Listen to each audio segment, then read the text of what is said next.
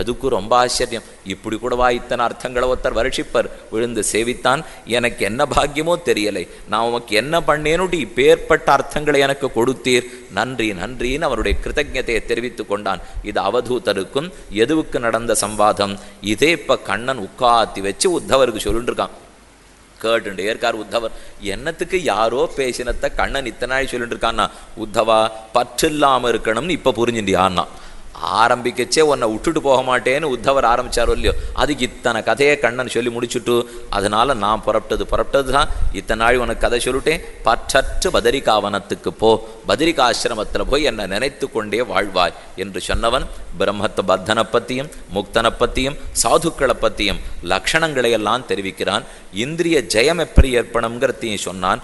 அடுத்து சத்சங்க மகிமா, அழகான 12வது அத்தியாயம் 11வது ஸ்கந்தத்திலே, ந ரோதயது மாம் யோகோ ந சாங்கியம் தர்ம ஏவச்ச ந ஸ்வாத்தியாயஸ்தபத்யாக நேஷ்டாபூர்த்தன்ன தட்சிணா விரதானி யஜ்ஞச்சந்தாகம்சி தீர்த்தானி நிவமா நியமாயமாக சத்சங்கேன ஹி தைத்தேயாக யாதுதானா மிருகாः खगाः கந்தர்வாப்சரசோ நாகாः சித்தாச்சாரண குஹ்யகாः.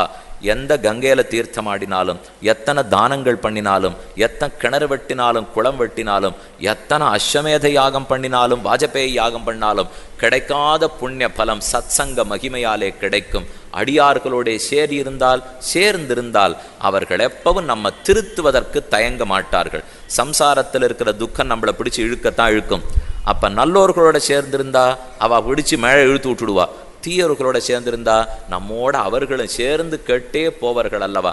அந்த மிகு மரதக கல்லை தருத்திடில் அடுத்ததும் பசுமையாகும். ஆன பெரியோர்களோடு சகவாசம் அதிசயின் அவர்கள் குணம் வருமென்பர் காண்.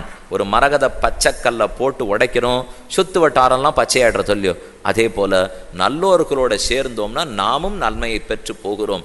சத் சங்கத்திலேயே எப்பொழுதும் வாழ்வாய் என்று உத்தவரிடத்திலே தெரிவித்தான்.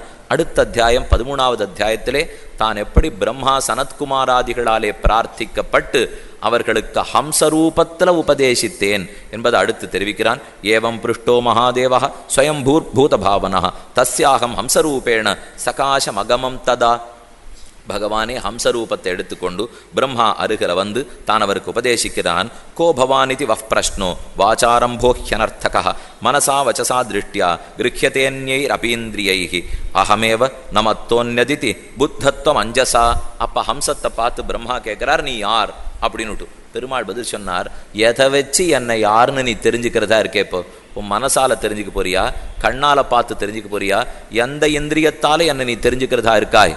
பிரம்மா சொன்னார், அத்தையும் நீ தான் சொல்ல வேண்டும்னுட்டு. சாஸ்திரம் அத்தனையும் 2 விதமாக பேசும்.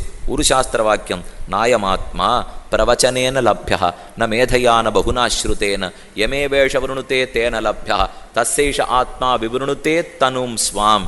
இந்த பகவானை பேசி தெரிஞ்சுக்க முடியாது, நாம் அவனை பற்றி தபஸ் பண்ணி தெரிஞ்சுட முடியாது, தியானம் பண்ணி தெரிஞ்சுக்க முடியாது, பார்த்து தெரிஞ்சுக்க முடியாது, எந்த விதத்திலையும் பகவானை தெரிஞ்சுக்க முடியாதுன்னு.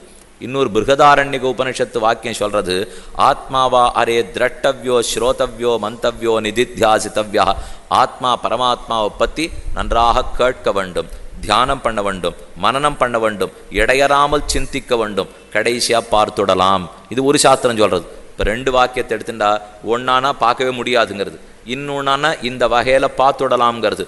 2 இப்போ எது உண்மை? நம்மாழ்வார் தெரிவித்தார், மனநக மலமர மலர்மிசை எழுதரும் மனனுணர்வளவிலன் பொறியுணர்வு அவையிலன்.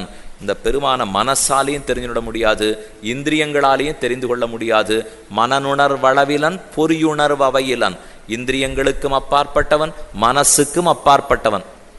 அப்ப தெரிஞ்சிக்கவே முடியாதுன்னு அர்த்தமா? மனசாலையும் தெரிஞ்சிக்க முடியாது, இந்திரியங்களாலையும் தெரிஞ்சிக்க முடியாதுன்னுட்டா என்னத்துக்கு 7 நாளா நீர் சொல்லிட்டு இருக்கீர், எதுக்கு 7 நாளா நாங்க உட்காந்து கேட்டுன்னு இருக்கோம்னு சந்தேகம் வந்திருப்போம். ஏதோ தெரிஞ்சுக்க முடியுங்கிற நம்பிக்கையில வந்திருக்கோம். முதல் நாளே நான் இதை சொல்லியிருந்தா அடுத்த நாள்லேருந்து காவாசி பேர் கூட வந்திருக்க மாட்டா.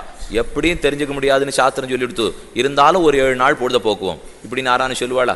ஏதோ ஒரு நப்பாசையில எப்படியானு தெரிஞ்சுனுடாதாங்கிற எண்ணத்துல தானே உட்காந்துருக்கோம். ஆனா சாஸ்திரம் தெரிஞ்சிக்கவே முடியாதுன்னு சொல்லித்தே. அப்படின்னா அந்த 2ஐயும் சமன்வயப்படுத்த வேண்டும்.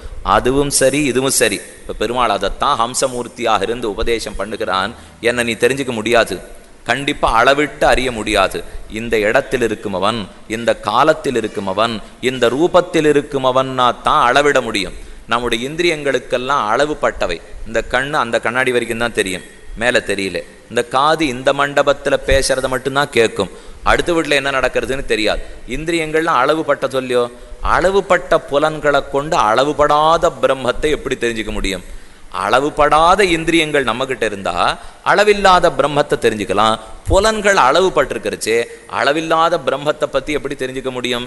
ஆனா தெரிஞ்சுக்க முடியுங்கிற சொல்லி சாஸ்திரம் என்ன அர்த்தம்னா, தெரிஞ்சிக்கவே முடியாது.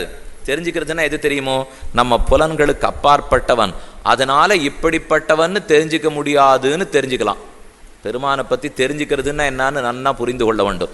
பெருமான் நம்ம புத்திக்கு அப்பாற்பட்டவர், இந்திரியங்களுக்கு அப்பாற்பட்டவர், அவரை என்னால் தெரிஞ்சிக்கவே முடியாது அப்படிங்கிற புத்தி வந்துடுத்துனா தெரிஞ்சுனுட்டேன்னு அர்த்தம். அவரை தெரிஞ்சுனுட்டேன்னு சொல்லிட்டு இருக்கானோ இல்லையோ, அவன்லாம் தெரிஞ்சிக்கவே ஆரம்பிக்கலேன்னு அர்த்தம். ஸோ அங்க வேத எதிவான வேத நேத்தி இந்த பிரம்மம் இப்படிப்பட்டதுன்னு தெரிஞ்சுக்க முடியாது.